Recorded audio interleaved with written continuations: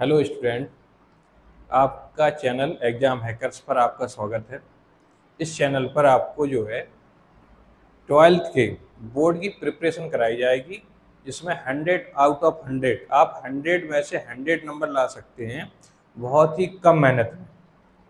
ठीक है, हर चैप्टर के मोस्टली क्वेश्चन, सारे क्वेश्चन कराए जाएंगे और ऐसे क्वेश्चन कराए जाएंगे जो बोर्ड परीक्षा में कंप्लीटली इसके बाहर कुछ नहीं आएगा। सारे क्वेश्चन इसी में से आएंगे, एक भी क्वेश्चन इससे बाहर नहीं आएगा आपका। तो आप तैयार हैं? मैट्रिक्स पहला चैप्टर हम पढ़ा रहे हैं, आपको मैट्रिक्स पढ़ाएंगे। पहला चैप्टर मैट्रिक्स से सारे क्वेश्चन जो बोर्ड परीक्षा में आने हैं वे सारे क्वेश्चन कंप्लीट कराएंगे। इसके बाहर आपको एक भी अनसॉल्व या कहीं भी किसी भी जो प्रीवियस ईयर पेपर में कोई भी क्वेश्चन इसके बाहर नहीं मिलेगा। सारे क्वेश्चन इसी में से हो जाएंगे। थोड़ा सा ही तैयारी करनी है और थोड़ी तैयारी में आपकी जो है कंप्लीट बोर्ड परीक्षा की तैयारी हो जाएगी, जिसमें से आप 100 में से 100 कुछ नंबर ला सकते हैं। ठीक है, तो देखते हैं शुरुआत से, मतलब जीरो लेवल से पढ़ाएंगे आपको। जीरो लेवल से मैट्रिक्स का जीरो लेवल से पढ़ाएंगे। जिसने कभी कुछ भी नहीं पढ़ा अभी और मैट्रिक्स जिसे पढ़ना है वो शुरुआत से पढ़े और एक दो वीडियो के अंदर पूरा मैट्रिक्स कंप्लीट हो जाएगा। आप सारे क्वेश्चन चाहे बुक के हों चाहे अनसॉल्व के हों, सारे क्वेश्चन आप सॉल्व कर देंगे। ठीक है, चलो अब शुरुआत करते हैं। सबसे पहले हम शुरुआत करते हैं मैट्रिक्स से। क्या है मैट्रिक्स वो हम समझेंगे, उसके तरीका समझेंगे, कैसे लगाना है, कैसे क्या करना है। ठीक है, और आपका मैट्रिक्स पूरा कंप्लीट हो जाएगा यहाँ से। चलो देखते हैं मैट्रिक्स में क्या है। उन्होंने सबसे पहले क्या किया, एक बॉक्स बनाया। वो बॉक्स भी कैसा है, वो चोंच वाला बॉक्स है। इस तरीके से है एक बॉक्स। ठीक है, जो कैसा बॉक्स है, चोंच वाला बॉक्स है आपका। ठीक है,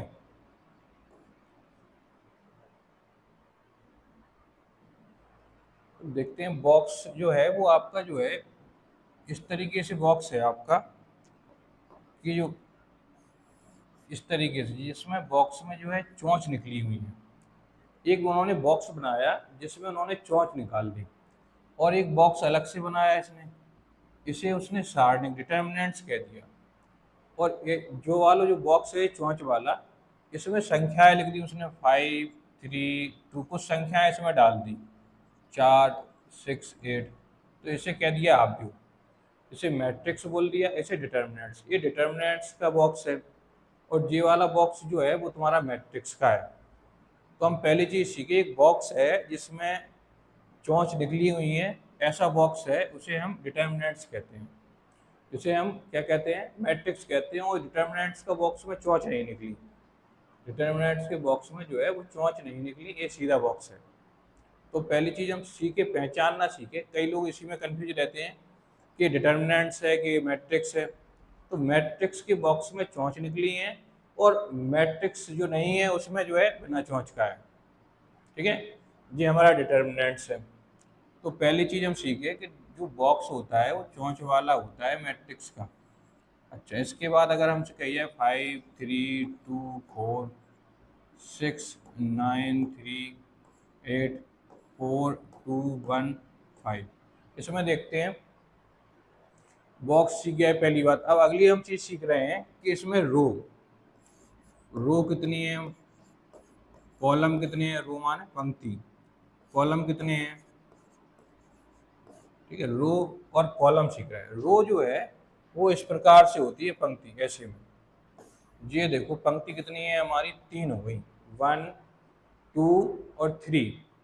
कितनी पंक्ति हैं, 3। इसमें पंक्ति हम सीखे इस तरीके से गिनेंगे, कितनी है पंक्ति, 3 है। इसमें पंक्ति पूछे, इसमें पंक्ति कितनी है यहाँ में, तो कोई पूछे तो बता दें पंक्ति कितनी है इसमें, 2, 1 और 1 2। स्तंभ जो है, स्तंभ होते हैं खड़े में। स्तंभ अगर हम देखें तो स्तंभ जो है 1 2 3 4, स्तंभ इसमें कितने हैं हमारे, 4 हैं। इसमें स्तंभ कितने हैं, 1 2 3। कितने स्तंभ है इसमें, 3 स्तंभ है हमारे। कितने हैं, 3 स्तंभ हैं। स्तंभ हमारे इसमें 3 हैं। कितने हैं, 3 स्तंभ है। पंक्ति भी निकालना सीख गए, पंक्ति ऐसे में और स्तंभ ऐसे। ठीक है, पंक्ति निकालना भी सीख गए, हम स्तंभ निकालना भी सीख गए। इसके बाद हम सीख रहे हैं क्रम। आप व्यू का क्रम निकालना सीख रहे हैं। क्रम को कोटि बोलते हैं, इंग्लिश में ऑर्डर बोलते हैं, कि मैट्रिक्स का ऑर्डर निकालना है। तो ऑर्डर निकालने के लिए कुछ नहीं होता, पंक्ति गुणित स्तंभ। पंक्ति हमारी कितनी है? 3, और स्तंभ कितने हैं? 4। पंक्ति गुणित स्तंभ को जो है हम जो है क्रम कहते हैं। ये कौन सा है? पहले वाले का हमने क्रम निकाला। पंक्ति कितनी थी? 3, और स्तंभ कितने थे? 4। तो पंक्ति गुणित स्तंभ हमारे क्या हो गए? क्रम हो गए। या क्रम को कोटि बोलते हैं, इंग्लिश में ऑर्डर बोलते हैं। इसी चीज को अगर हम कहें, कोई पूछे अवयव कितने हैं? अवयव, अवयव माने संख्याएं। कितनी संख्याएं यहाँ में? 3 पूरी जोड़ ले तो कितनी हो जाए? 12 हो जाए। टोटल संख्याएं कितनी होगी हमारी? 12। तो हम 4 चीजें निकालना सीखे, पंक्ति, स्तंभ, क्रम और अवयव। ठीक है। अब एक आप भी में और बताइए, एग्जाम्पल लेके बताते हैं, इसमें भी बताओ।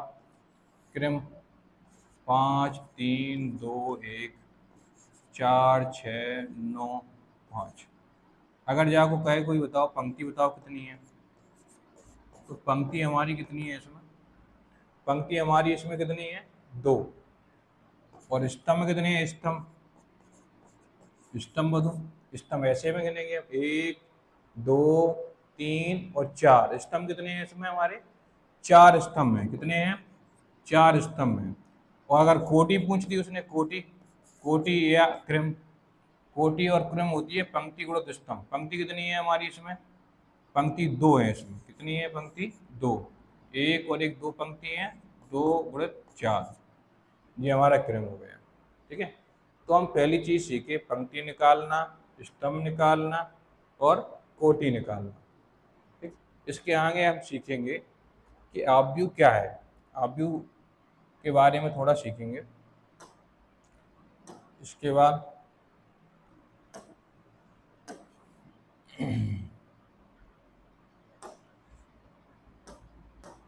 आव्यूह में हम और सीखेंगे। आव्यूह जैसे मान ली कोई हमें आव्यूह दिया हुआ है, ए बराबर कोई आव्यूह है 5 6 7 3 2 1 4 6 1 3 5 2। ये हमें आव्यूह दिया हुआ है। आव्यूह में जो पद होते हैं इनके नाम होते हैं। जैसे आव्यूह का पहला पद जो है हम ए आई जे के रूप में लिख रहे हैं। काय के रूप में? ए आई जे। अब आई और जे क्या है? तो पहले पद को हम बोलते हैं A11, A11। जहाँ में जो आई है वो हमारी 1 है और जे हमारी क्या है? 1 है। अगर आई की अगर हम बात करें तो आई को बोलते हैं हम पंक्ति। ठीक है। और जे को बोलते हैं हम स्तंभ, स्तंभ। तो पहली पंक्ति और पहला स्तंभ, ये 1 1 हुआ है। उसके बाद 1 2। 1 2 का मतलब क्या है? 1 2 का मतलब है कि पहली पंक्ति और दूसरा स्तंभ, ये दूसरे स्तंभ का अवयव है। उसके बाद ऐसा मान लिया हम क्या लिखें? 1 3। 1 3 को मतलब है कि पहली पंक्ति और तीसरा स्तंभ। आगे 1 4 1 5 1 6 यही होगा। ठीक है। और दूसरी, अगर हम दूसरी पंक्ति से स्टार्ट करते हैं तो 2 1 लिखेंगे। क्या लिखेंगे? 2 1। और अगले में 2 2, फिर 2 3। दूसरी पंक्ति पहला स्तंभ, दूसरी पंक्ति दूसरा स्तंभ। इसके बाद 3 1 3 2 और 3 3। ठीक है। ये हमारे जो है पहली स्तंभ हो गया है, दूसरा स्तंभ और तीसरा स्तंभ। तो हम सीख गए कि ये आई जे होता है वो पद के नाम होते हैं। जैसे पहली तीसरी पंक्ति पहला स्तंभ। अगर हम ये 3 1 में बात करें तो यहाँ में आई कितनी है? आई बराबर है 3 और जे बराबर क्या है? 1 है। आई बराबर 3 और जे बराबर 1। ठीक है। तो अगर हमसे कोई कहे कि आई इसमें कितनी है तो तुम कह दोगे 3, और जे कितनी है तो तुम कह दोगे 1। आई जे के मान निकालना सीखे। अब कोई कहे हमसे नहीं इसमें हमें मुझे बताना है कि बताओ कि ये 1 2 का मान कितना है? 1 2 का मान कितना है? तो तुम कहोगे पहली पंक्ति का दूसरा स्तंभ, पहली पंक्ति और दूसरा स्तंभ जो है, तो 1 2 का मान कितना है? 6 है। कोई पूछे कि बताओ 2 3 का मान बताओ कितना है? तो 2 3 का मान दूसरी पंक्ति और तीसरा स्तंभ कितना होगा 4, 4 होगा ये वाला। ठीक है, अगला देखें, अगर हमसे वो कहे कि 3 4 बताओ, A 3 4, A 3 4, तीसरी पंक्ति चौथा स्तंभ कितना होगा 2।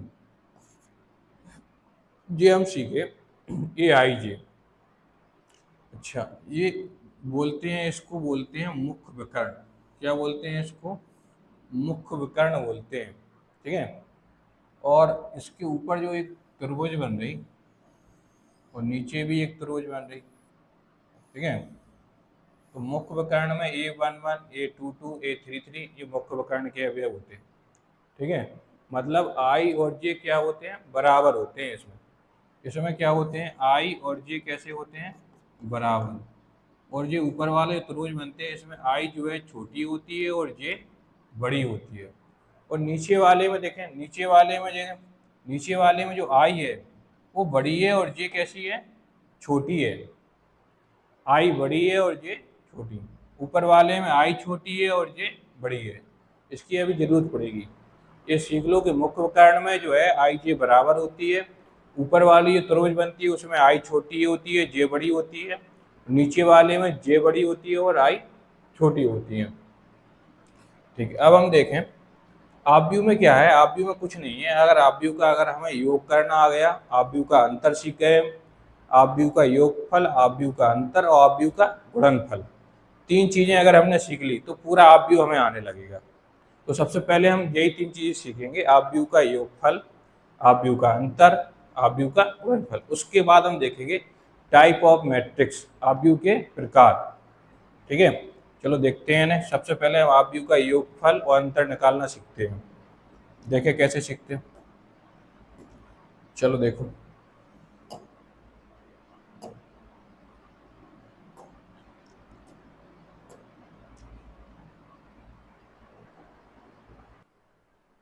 चलो देखते हैं आव्यूह का योगफल और अंतर। सबसे पहले हम देखेंगे कि हमें एक आव्यूह दिया हुआ है। ए बराबर कोई हमें आव्यूह दिया है 5 3 2 6, और एक और आव्यूह दिया है बी बराबर, ठीक है, 5 6 7 8 9 10। ये हमें आव्यूह दिया है। देखें ध्यान से, एक ए दिया हुआ है, बी दिया है। ए और बी दोनों का हमें योगफल निकालना है। क्या निकालना है? योगफल निकालना है, ए प्लस बी। और देखो योगफल कैसे निकालते हैं। सबसे पहले हमें देखना होगा कि जो आव्यूह है उसका क्रम कितना है। क्रम, तो क्रम हमें याद है कि हम अभी निकालते थे। क्रम कैसे निकालते थे? पंक्ति गुणित स्तंभ। क्या करते थे उसमें? पंक्ति गुणित स्तंभ। अब पंक्ति कितनी है इसमें? पंक्ति देख ली तुमने, 1 और 1 2। कितनी पंक्ति हैं? 2। और स्तंभ कितने हैं? स्तंभ भी गिन लिए हमने, 1 और 1 2। तो 2 गुणित 2 हो गया। इसी प्रकार से हम देखेंगे कि इसका क्रम कितना है, इसका क्रम कितना है। इसका क्रम देखते हैं तो 1 और 1 2। कितना पंक्ति है इसमें? 2। स्तंभ कितने हैं? 1 2 और 3। तो पंक्ति गुणित स्तंभ, ये हमारा क्रम हो गया। ठीक है, अब हम देखते हैं क्रम दोनों का जो है वो सेम है, लेकिन हमने देखा इसका तो क्रम सेम है ही नहीं। इसका अलग है और इसका अलग है। तो फिर ए प्लस बी संभव नहीं है। ए प्लस बी तभी संभव होगा, ठीक है, यू ए प्लस बी संभव नहीं है। ए प्लस बी कब संभव होगा? ए प्लस बी तभी संभव हो सकता है जब दोनों के क्रम कैसे हों? बराबर हों, दोनों के क्रम एक जैसे हों। ठीक है, तभी ए प्लस बी और ए माइनस बी निकाल सकते हैं। ना तो हम योगफल निकाल सकते हैं जब तक क्रम अगर अलग अलग है, और ना हम अंतर निकाल सकते हैं। योगफल और अंतर निकालने के लिए दोनों का जो क्रम है वो कैसा होना चाहिए? समान। अच्छा, दूसरा देखते हैं। जैसे ए बराबर हमें दिया है 3 2 1 4 6 9, और बी बराबर हमें दिया है 1 3 4 6 8 2। अब जिनके क्रम देखें तो बराबर है। क्रम अगर हम निकालें, ए प्लस बी और ए माइनस बी निकालना सीखेंगे। जिनके जो क्रम है वो देखें। क्रम इसका कितना है? 2 पंक्ति हैं और स्तंभ कितने हैं? 3। तो 2 गुणित 3 हो गया। इसका क्रम कितना है? 2 गुणित 3। दोनों के क्रम बराबर हैं, तो योगफल संभव है। योगफल कैसे निकालेंगे देखने का। योगफल अगर हमें ए प्लस बी निकालना है तो एक ए प्लस बी जो है वो हम निकालेंगे। ठीक है, देखो कैसे निकालेंगे। कुछ नहीं करना है, पहली संख्या को पहली संख्या में योग करना है। 3 और 1 कितना होता है 4। दूसरी संख्या को दूसरी संख्या में ऐड करो, कितना होगा 5। 4 को 1 में ऐड करो, कितना होगा 5। ठीक है, 4 और 6 कितना होता है 10। 6 और 8 14। 9 और 2 11। ठीक है, तो a प्लस बी निकाल लिया हमने। अगर हमें a माइनस बी निकालना है तो हम a माइनस बी निकाल सकते हैं बड़े आसानी से। पहली संख्या को पहली संख्या में घटाना है। 3 को 3 से बन गया तो कितना हो गया 2। और 2 माइनस 3 कितना हो गया -1। 1 में से 4 घटाओ, 1 में से 4 गया कितना होगा -3। इसी प्रकार से 4 में से 6 गया तो कितना बचा -2। 6 में से 8 गया -2। और 9 में से 2 गया कितना बचा 7। ये हमारा देखो ए प्लस बी आ गया, ये हमारा ए माइनस बी। ठीक है, A plus B A minus B एक तुम लोग करके दिखाओ कैसे करोगे। 5 2 7 1।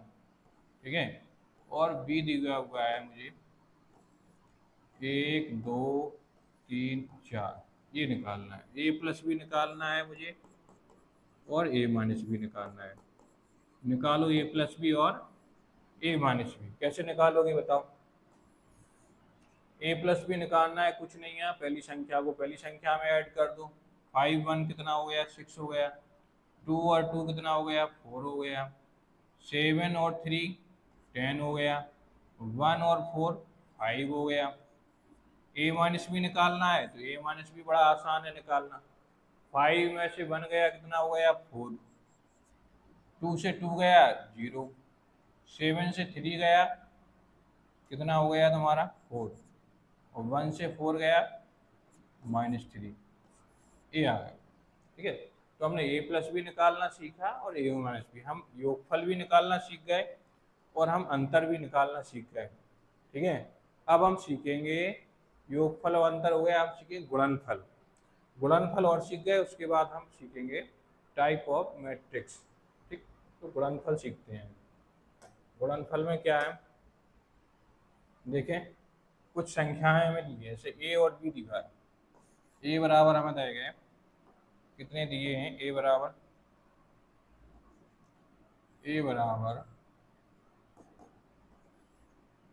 3 2 4 1 5 6 1 2 0।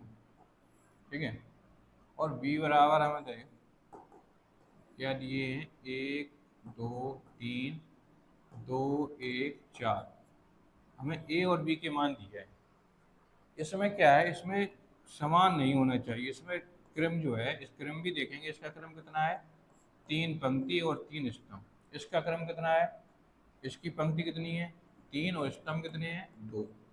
तो दोनों का हमने क्रम लिख लिया। क्रम में जो मध्य पद हैं ये बराबर होने चाहिए। इसका लास्ट में, इसका शुरू का, दोनों कैसे होने चाहिए सेम। अगर दोनों सेम नहीं होंगे तो गुणनफल संभव नहीं है। अगर हम a इंटू बी निकाल रहे हैं तो a इंटू बी संभव नहीं है। a इंटू बी संभव तभी होगा जब ये दोनों कैसे हों बराबर, मध्य पद बराबर होने चाहिए। क्रम के मध्य पद कैसे होने चाहिए बराबर। ठीक है, तभी a इंटू बी संभव है, नहीं a इंटू बी संभव नहीं है। देखते हैं a इंटू बी कैसे निकालेंगे हम। अच्छा, इसका हमने बी का जो है वो स्तंभ पकड़ते हैं। स्तंभ क्या है 1 2 3। तो स्तंभ अगर हम उठा के इधर लाए इसका 1 2 3 1 2 3 स्तंभ उठा के लाए, तो स्तंभ का इसमें मल्टीप्लाई कर दो। 3 का 1 में करेंगे कितना होगा 3। 2 का 2 में 4 और 3 का 4 में 12। कितने आए। और इसी स्तंभ का पहली पंक्ति में किया, अब दूसरे इसी स्तंभ का दूसरी पंक्ति में करेंगे, क्या होगा 1 इंटू 1 1, 5 इंटू 2 10 और 3 इंटू 6 कितना हुआ है 18।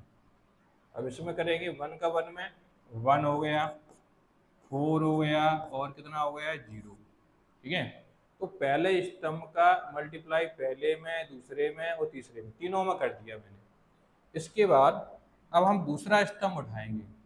तो दूसरा स्तंभ अगर हम उठा रहे हैं तो देखें, दूसरा स्तंभ अगर हम उठाएंगे, पहला स्तंभ निपट गया। अब दूसरा स्तंभ उठाया हमने 2 1 4, तो दूसरा स्तंभ उठा के लाए हम इधर 2 1 4। ठीक है, दूसरे स्तंभ का मल्टीप्लाई पहली पंक्ति में, दूसरे में और तीसरे में, और दूसरा स्तंभ का जब हम मल्टीप्लाई करते हैं तो दूसरे स्तंभ से लिखना चालू करते हैं। कहाँ से लिखना चालू करते हैं? दूसरे स्तंभ से। कितना हो गया 6 + 2 + 16। अब क्या होगा 2 + 5 + 24। ठीक है, अब इसका इसमें करेंगे तो कितना होगा 2 + 2 + 0। ठीक है, अब इन्हें जो है ऐड करना है। कितने हो गए 12 19, इधर कितने हो गए 29 और इधर 5।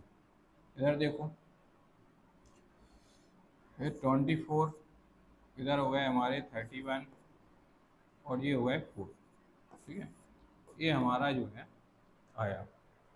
अब एक और देखेंगे, उसके बाद जो है हम टाइप ऑफ मैट्रिक्स देखेंगे। एक और देखेंगे कैसे करना है, एक और गुणनफल सीखेंगे हम, उससे हमारा क्लियर हो जाए। देखें ना, सबसे पहले ए दिया हुआ है मुझे। ठीक है, ए बराबर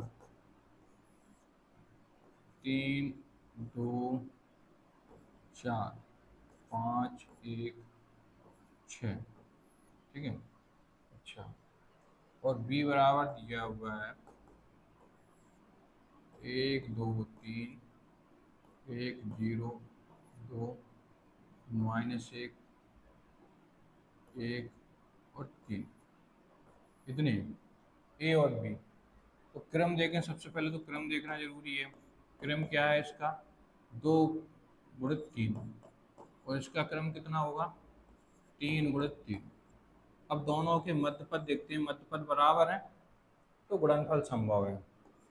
अब ए इंटू बी निकालना सीखें। तो पहला काम है कि पहला स्तंभ पकड़ो। पहले क्या पकड़ना है? पहले पहला स्तंभ। पहला स्तंभ जैसे ही हमने पकड़ लिया, कितना है पहला स्तंभ बोलो 1 2 3 1 2 3 1 2 3 हो गया। क्या हो गया? अब इसका इसमें मल्टीप्लाई करो 3, और इधर कितना हो गया 4। ठीक है, इसका 12। पहले स्तंभ का पहली पंक्ति में कर दिया। अब पहले स्तंभ का दूसरी पंक्ति में करेंगे, कितना होगा 5 2 और 18।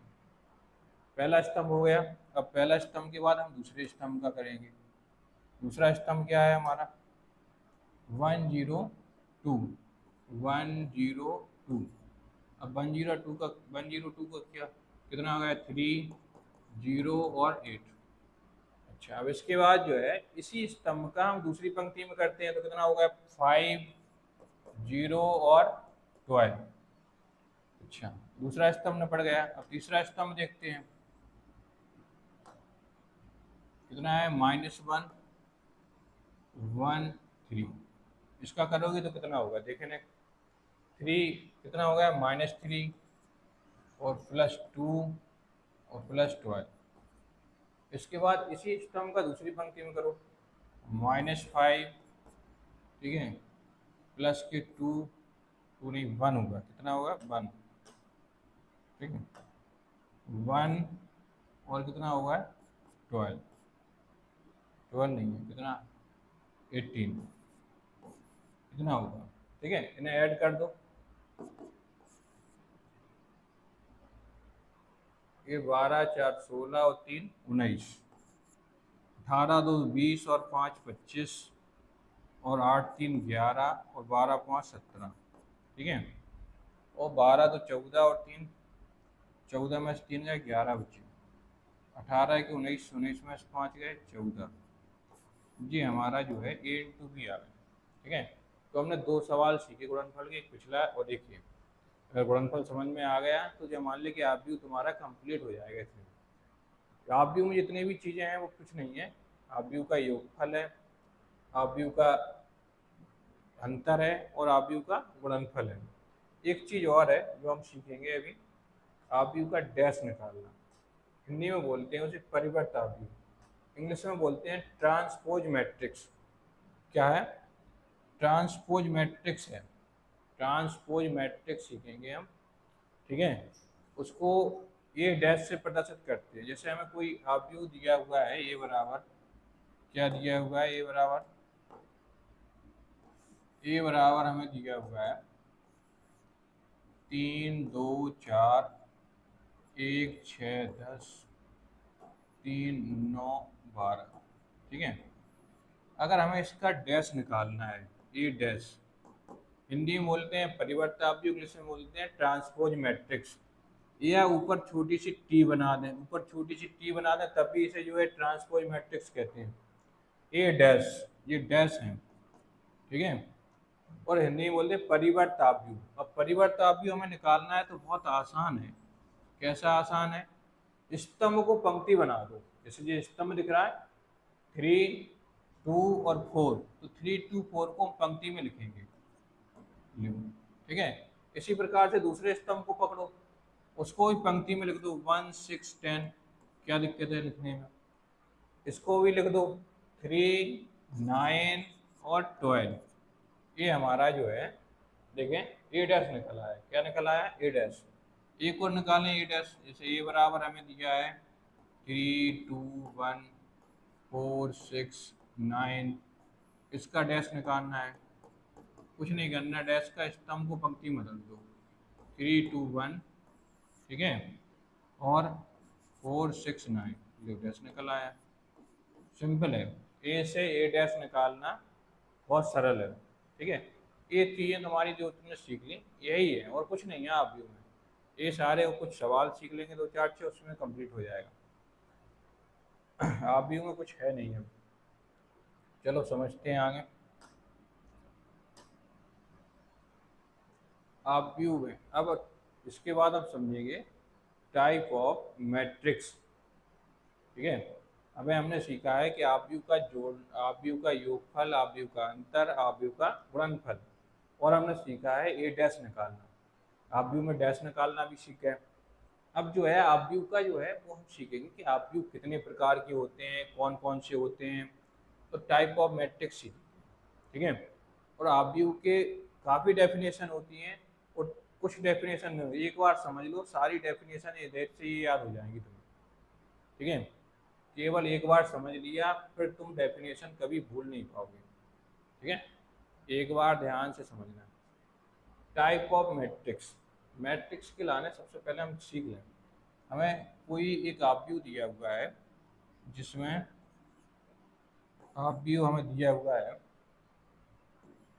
देखो ना कैसे।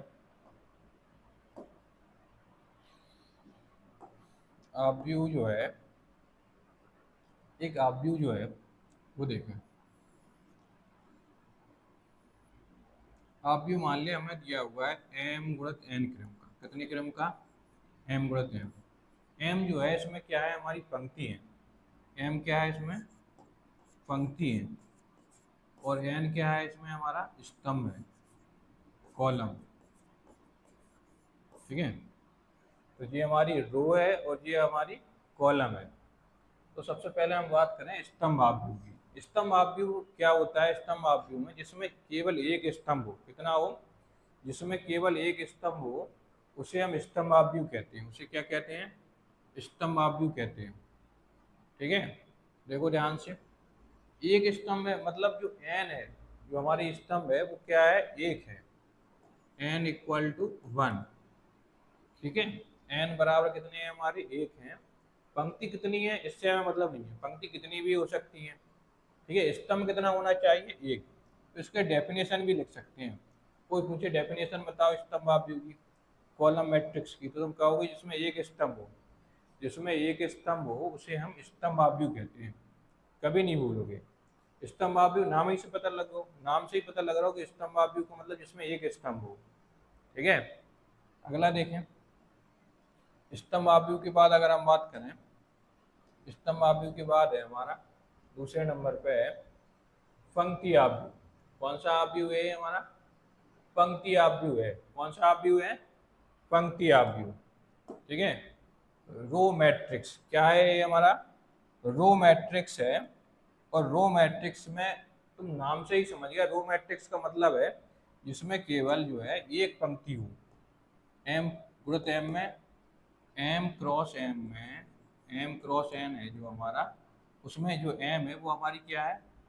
पंक्ति है। जिसमें केवल एक पंक्ति हो, जिसमें केवल कितनी हो? चित्र से में ही दिख रहा है इसमें कितनी पंक्ति है? एक। इसका क्रम अगर कोई पूछे तो क्या होगा?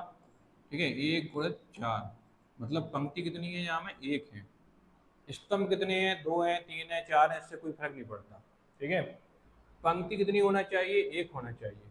तो उसे हम कहते हैं रो मैट्रिक्स, पंक्ति आव्यूह। अगर डेफिनेशन पूछे तो बता दो कि जिसमें एक पंक्ति हो उसे हम पंक्ति आव्यूह कहते हैं। ठीक है, जिसमें एक पंक्ति हो उसे हम क्या कहते हैं? पंक्ति आव्यूह। ठीक है, बहुत सिंपल है, कुछ नहीं है इसमें।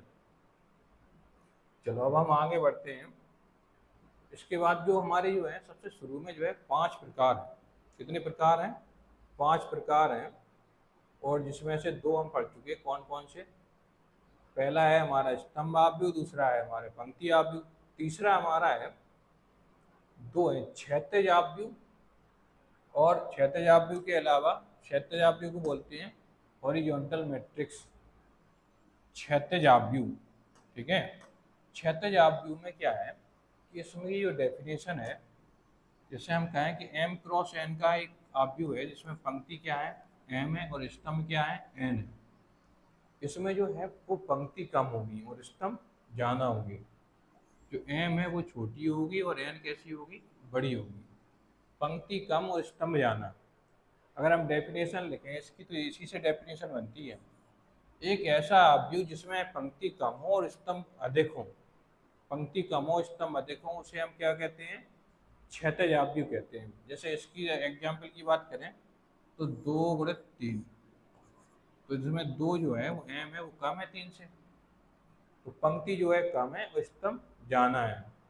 पंक्ति कैसी है? कम है और स्तंभ ज़्यादा है, उसे हम क्षैतिज आव्यूह कहते हैं। क्या बोलते हैं उसे हम? क्षैतिज आव्यूह। ठीक है। अब आगे बढ़ते हैं। अब हम देखेंगे पंक्ति क्षैतिज आव्यूह के बाद ऊर्ध्वाधर आव्यूह।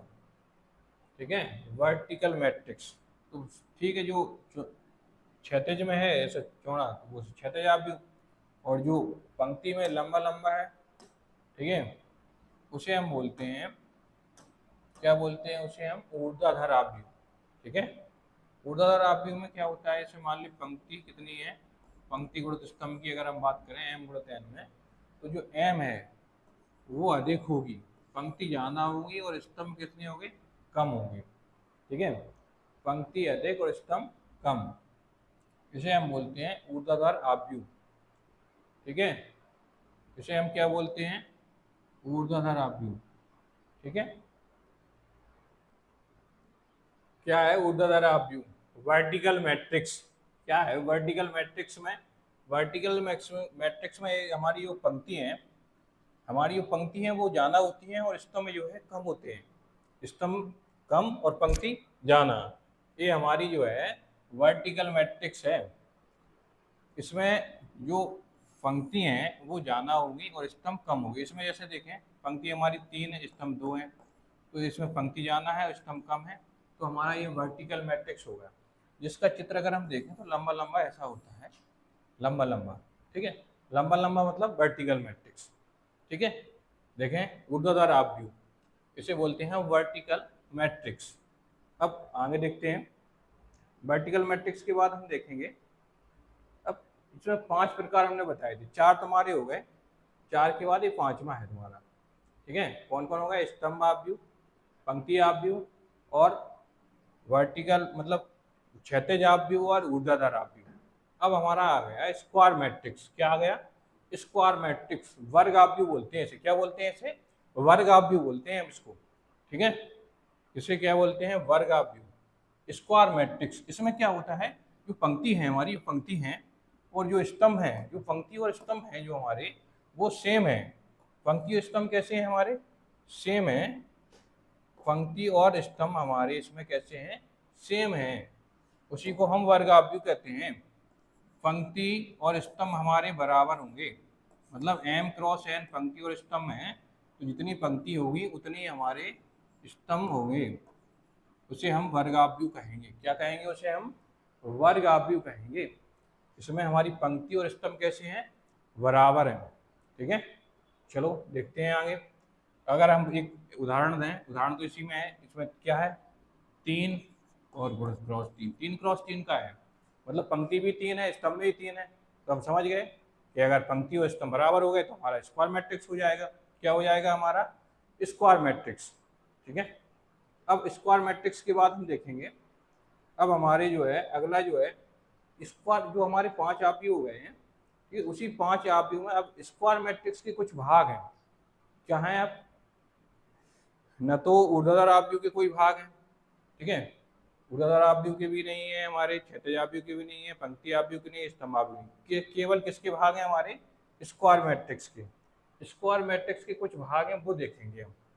क्या भाग हैं उस मैट्रिक्स के, समझने को उनको, बस स्क्वायर मैट्रिक्स के जो हमारे भाग हैं वो समझेंगे, बस यही है मैंने। ये अगर समझ लिया, पूरे तुम्हारे टाइप ऑफ मैट्रिक्स कंप्लीट हो जाएंगे। ठीक है, देखते हैं चलो स्क्वायर मैट्रिक्स के भाग। स्क्वायर मैट्रिक्स में सबसे पहले 2 भाग हैं। क्या है, पहला है हमारा डायगोनल मैट्रिक्स और दूसरा है हमारा क्या है, ट्रायंगुलर मैट्रिक्स। डायगोनल मैट्रिक्स और ट्रायंगुलर मैट्रिक्स। डायगोनल मैट्रिक्स क्या होता है, डायगोनल मैट्रिक्स के लिए हमें थोड़ा समझना पड़ेगा।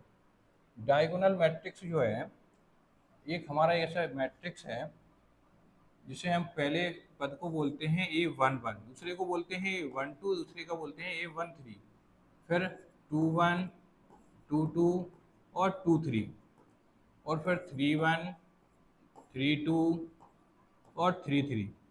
ये देखो, ये हमारा जो है ये मुख्य विकर्ण है, ये मुख्य विकर्ण है। मुख्य विकर्ण में आई और जे कैसी है, बराबर है। ठीक है, और ये ऊपर एक ट्रायंगुलर बन रहा है, एक नीचे ट्रायंगुलर बन रहा है। इसी में समझेंगे। डायगोनल मैट्रिक्स की डेफिनेशन है कि वे सारे पद ए आई जे पद 0 हैं, वे सारे पद 0 हैं।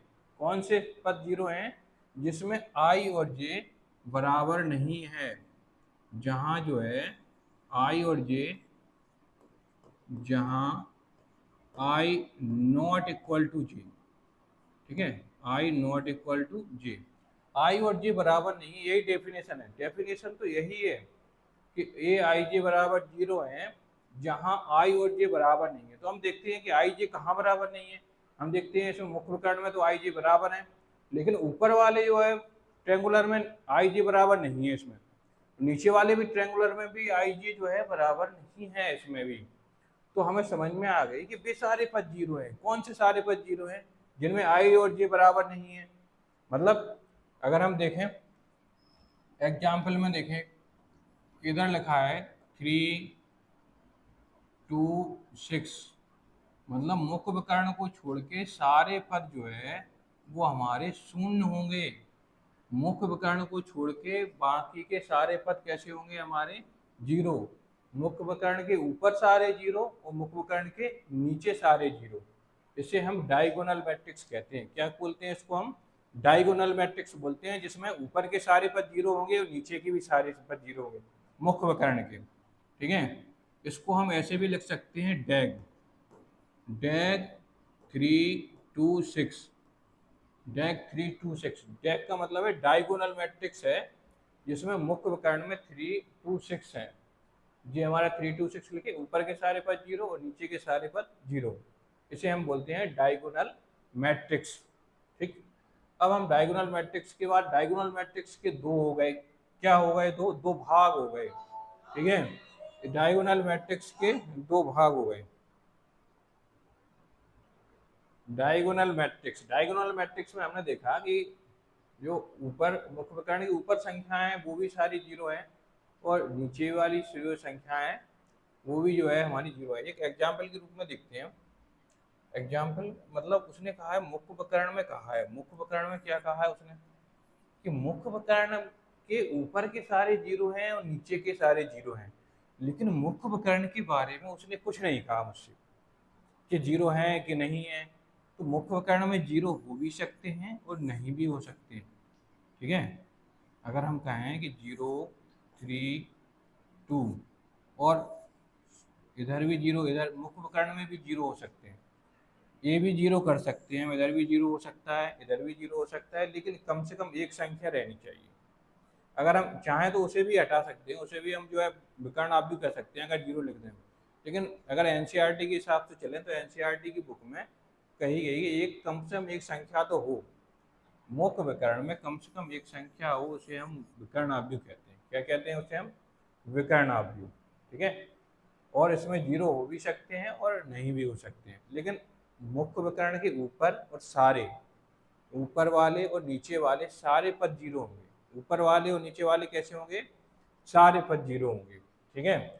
अब इसके बाद हम देखते हैं कि ये तो हमने देखा डायगोनल मैट्रिक्स। डायगोनल मैट्रिक्स में समझ में आ गया कि ऊपर और नीचे के सारे पद जीरो है तो हमारा विकर्ण आव्यूह है। और ये जब जो स्थिति है वो किसमें संभव है? स्क्वायर मैट्रिक्स में संभव है केवल। किसमें है? स्क्वायर मैट्रिक्स में। तब तो ये वर्ग आव्यूह का भाग है।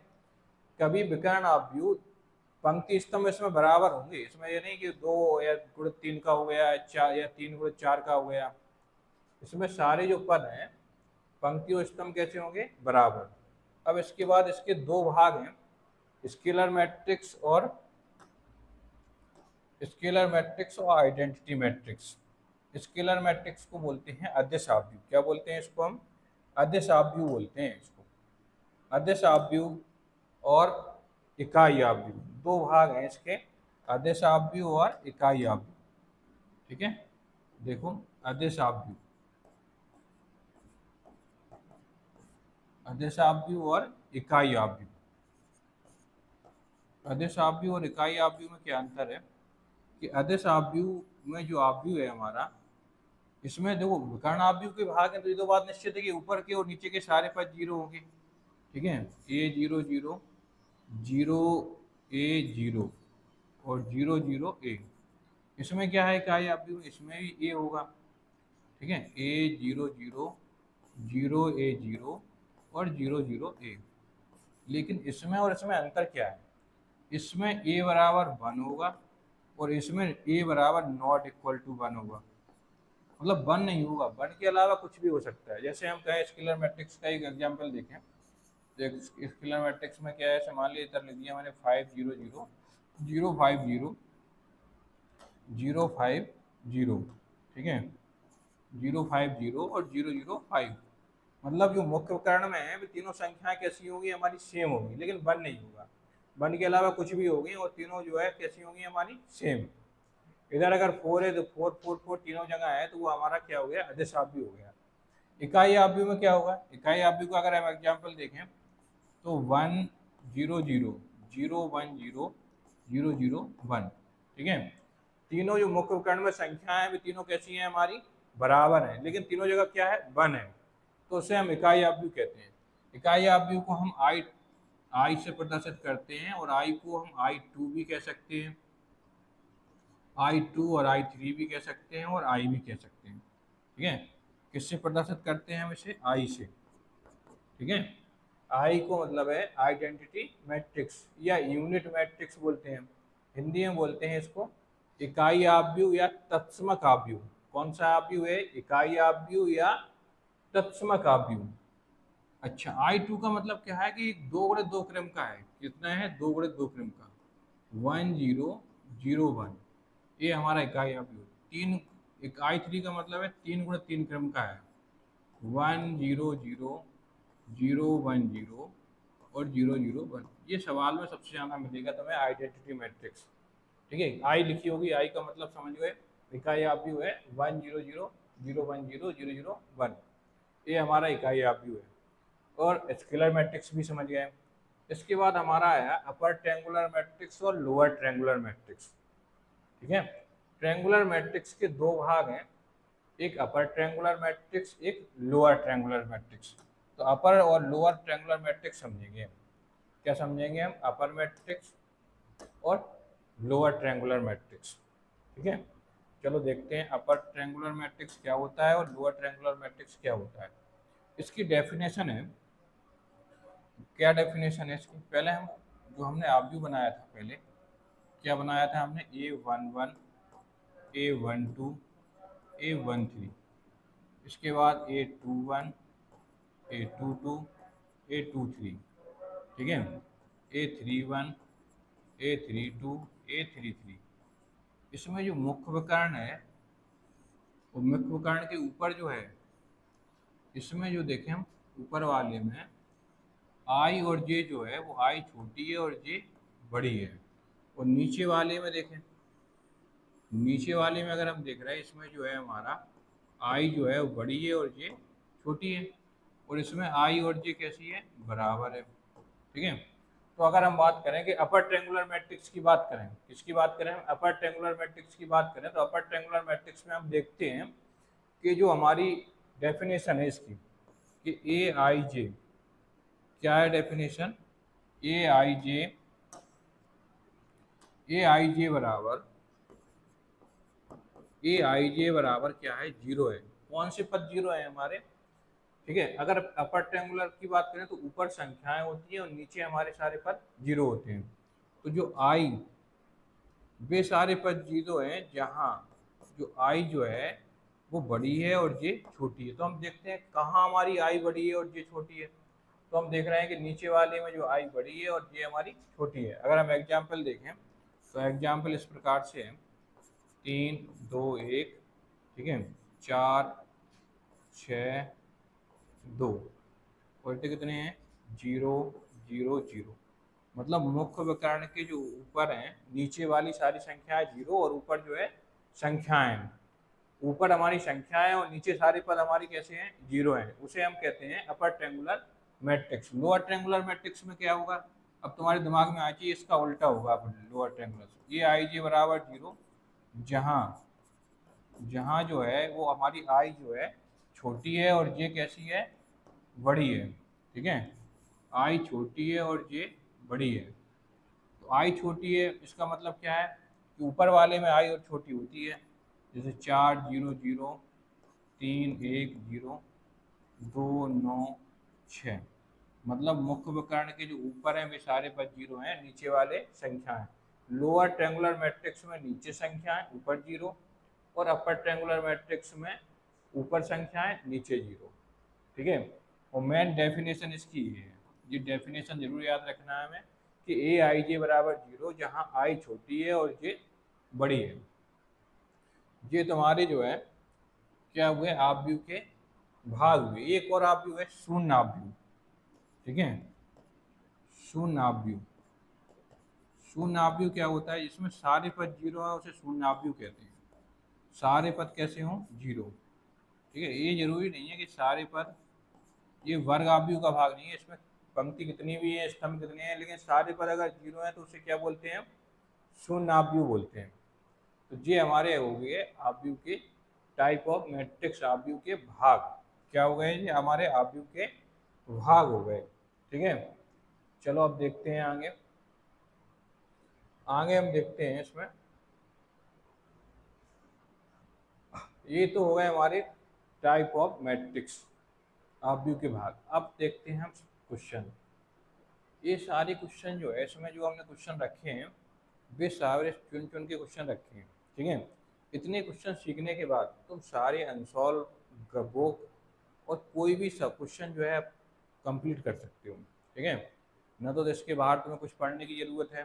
ठीक है, न किताब, अनसॉल्व, सारी चीज़ें सारे कवर हो जाएंगे इसमें। जितने क्वेश्चन है इसमें, इतने में ही सारे क्वेश्चन कवर हो जाएंगे। बस हर एक क्वेश्चन को बहुत ध्यान से सीखना है, हर एक क्वेश्चन को। चलो देखते हैं। सबसे पहला क्वेश्चन है, ये तुम बता दोगे बड़े आराम से, कि आव्यूह के लिए ज्ञात करने में, आव्यूह दिया हुआ है, उसके लिए आव्यूह की कोटि ज्ञात करना है। तो आव्यूह की कोटि हम तभी ज्ञात कर सकते हैं जब हमें पता हो कि आव्यूह में जो है कितनी पंक्ति हों और कितनी स्तंभ हों। कितनी पंक्ति हैं इसमें और कितनी स्तंभ हैं, तो हम आव्यूह की कोटि ज्ञात कर सकते हैं। तो हमें सबसे पहले बताओ इसमें पंक्ति कितनी है? पंक्ति कितनी है? पंक्ति पंक्ति इसमें कितनी है, रो कितनी है, रो तो हमें देख रहे हैं रो कितनी है, 1 2 और 3, कितनी रो है इसमें, 3। स्तंभ कितने हैं, स्तंभ स्तंभ अगर हम देखें तो स्तंभ कितने हैं, 1 2 3, स्तंभ भी 3 है। अब क्या निकालना है हमें, आव्यूह की कोटि निकालनी है। क्या निकालना है, आव्यूह की कोटि। आव्यूह की कोटि होती है पंक्ति गुणित स्तंभ, पंक्ति गुणित स्तंभ, 3 गुणित 3। अगर हम एक और आव्यूह देखें, उसमें एग्जाम्पल के रूप में देखें, अगर हमें दिया हुआ है 3 2 1 4 6 9, तो इसका क्रम कितना होगा, पंक्ति कितनी है इसमें, 2, कितनी है पंक्ति, 2, स्तंभ कितने हैं इसमें, 3। तो पंक्ति गुणित स्तंभ हमारा क्रम होता है। क्या क्रम होता है इसमें हमारा, पंक्ति गुणित स्तंभ। पंक्ति 2 है और स्तंभ कितने हैं इसमें, स्तंभ ऐसे में देखे जाते हैं, स्तंभ 3 है, पंक्ति कितनी है हमारी इसमें, 2 है। तो पंक्ति गुणित स्तंभ होगा। अवयवों की संख्या 3 गुणित 3 कितना हो गया, 9। ये हमारी अवयवों की संख्या हो गई। अच्छा ये एक चीज और है कि हमारा अवयव निकालना है, A13 बराबर कौन सा है, A21 बराबर कौन सा है। तो हमें पता है कि AIJ है, I 1 है और J कितना है, 3। पंक्ति हमारी 1 है और स्तंभ स्तंभ हमारे 3 है। पहली पंक्ति का तीसरा स्तंभ, पहली पंक्ति ये है, तीसरा स्तंभ कौन सा है इसमें, 19। तो पहली पंक्ति और तीसरा स्तंभ बराबर 19। ये 21 निकालना है, 21 मान है दूसरी पंक्ति का पहला स्तंभ, दूसरी पंक्ति ये है, इसमें स्तंभ पहले 35 है, ठीक है। फिर देखें A33 मतलब तीसरी पंक्ति और तीसरा स्तंभ, तीसरी पंक्ति ये है, तीसरा स्तंभ क्या है, 10। ये हमारा 33 हो गया। 23 तुम निकाल लोगे, 23 क्या हुआ, दूसरी पंक्ति दूसरा स्तंभ -2, ठीक है। तो ये हम सीखें कि अवयवों की मान निकालना, A11 का मान, A13 A23 का मान, ये हम सीखे। इसके आगे देखें क्वेश्चन और है, अगला क्वेश्चन देखते हैं। इसमें अगला क्वेश्चन कैसे करेंगे देखें। अगला क्वेश्चन जो है हमारा वो है, निम्नलिखित समीकरण में एक्स वाई जेड के मान ज्ञात करने। क्या क्या करने हैं, एक्स वाई जेड के मान ज्ञात करने हैं। तो एक्स वाई जेड के मान हम कैसे ज्ञात करेंगे वो देखें। कुछ नहीं है, एक्स वाई जेड के मान ज्ञात करने में दो मैट्रिक्स दिए हुए हैं जो बराबर हैं, जो कैसे हैं, बराबर हैं। ये एक 2 गुणित 2 क्रम का है, ये इसके बराबर है 2 गुणित 2 क्रम का। मतलब क्या होता है इसमें, कुछ नहीं है, पहलो जो अवयव है वो पहले अवयव के बराबर होगा। तो हम देख रहे हैं कि y बराबर कितना होगा, 4, तो हम लिख दिया y बराबर 4। दूसरा अवयव है दूसरे अवयव के बराबर होगा, 3 बराबर कितना होगा, 3 बराबर बोलो कितना होगा, 3 बराबर z। और x बराबर कितना होगा, x बराबर कितना होगा, x बराबर 1। बहुत ध्यान से देखें तो जो तीसरा अवयव है वो तीसरे अवयव के बराबर होगा, ये 5 के बराबर होगा, ठीक है। तो देखो हमारे एक्स वाई जेड के मान आ गए, कुछ है ही नहीं इसमें। एक और देखें, जैसे मान लिया हमें दिया हुआ है x+2, ठीक है, और y+3 5 और z+x बराबर हमें दिए हुए हैं 10 4 5। इधर कितने हैं हमारे, 5 हैं, ठीक है। इधर हमारी मान ली 8 है जी। हमें एक्स वाई जेड के मान निकालने हैं। तो हमने देखा है कि पहला पद पहले पद के बराबर होगा, तो x+2 इक्वल टू कितना हो गया, 10। x इक्वल टू कितना आया हमारा, 8, क्योंकि 2 साइड आएंगे, 10 में से 2 गए, कितने बचे, 8। y+3 बराबर किसके हैं, y+3 बराबर काय के, 4 के। तो y बराबर 3 वालन चले गए तो कितने बचे हमारे, 1, ठीक है। और z+x बराबर कितने हैं, 8। z+x है वो किसके बराबर है, हमारा 8 के बराबर है। किसके बराबर है, 8 के। x का मान हम पहले निकाल चुके, कितना है हमारा, 8। तो z+8 बराबर कितने, 8। x को मान रख दिया, x का मान उस साइड जाएगा, 8 से 8 गया, कितने बचे, z बराबर 0। ये आया, देखें बहुत ध्यान से। तो पहला पद पहले पद के बराबर लिख दे, दूसरा पद दूसरे पद के बराबर लिख दे, और जो चौथा है वो चौथे के बराबर लिख दे, तो हमारे एक्स वाई जेड के मान निकल आएंगे। कुछ नहीं है इसमें, ठीक है। चलो अब आगे बढ़ते हैं, अगला सवाल देखेंगे। अगला सवाल देखें, ये है सवाल। ये सवाल थोड़ा जो है दिमाग लगाना पड़ेगा इसमें, ये सीधा सीधा नहीं है, ये सवाल मुश्किल पड़ेगा तुम लोगों को। ठीक है, देखो ना, दिमाग लगाओगे ये सवाल। वैसे तो ये मान ले कि परमुटेशन कॉम्बिनेशन का सवाल मान ले इसको। ठीक है, क्योंकि पिछले साल परमुटेशन कॉम्बिनेशन था तो हमारा चैप्टर, उससे सवाल बनेगा। अब इसमें क्या दिया हुआ है कि 3 × 3। 3 × 3 का मतलब क्या हो गया, कितने अवयव हैं, 3 × 3। ठीक है, मतलब 1 2 3 4 5 6 7 8 9, 9 स्थान है। 3 × 3 माने हमें इसमें 9 स्थान जो है भरने हैं, कुछ संख्या भरनी है। वो कह रहा सारे स्थानों पे 0 या 1, 0 आ सकता है या फिर 1 आ सकता है। तो कितने ऑब्जेक्ट बनाए जा सकते हैं, ऐसे कितने ऑब्जेक्ट बनाए जा सकते हैं जिनमें हम 0 और 1 रख के सारे ऑब्जेक्ट बनाए, बहुत सारे। ठीक है, जितने ऑब्जेक्ट बन सकते हैं वे सारे कितने बन सकते हैं वो बताने हैं। तो पहले स्थान पर अगर हम देखें तो पहला स्थान जो है भरने के प्रकार जो है वो कितने हैं हमारे, 0 और 1 में से कोई भी भर सकते हैं।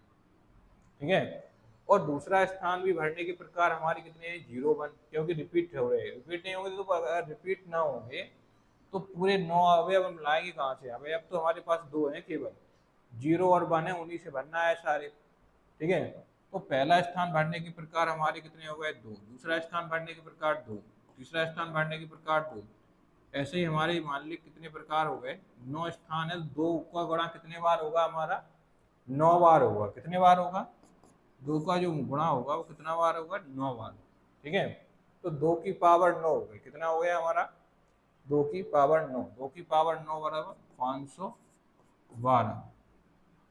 तो डी ऑप्शन सही है इसमें। क्या कौन सा ऑप्शन सही है, डी। तो ऐसा भी क्वेश्चन पूछ लेते हैं वो परीक्षा में।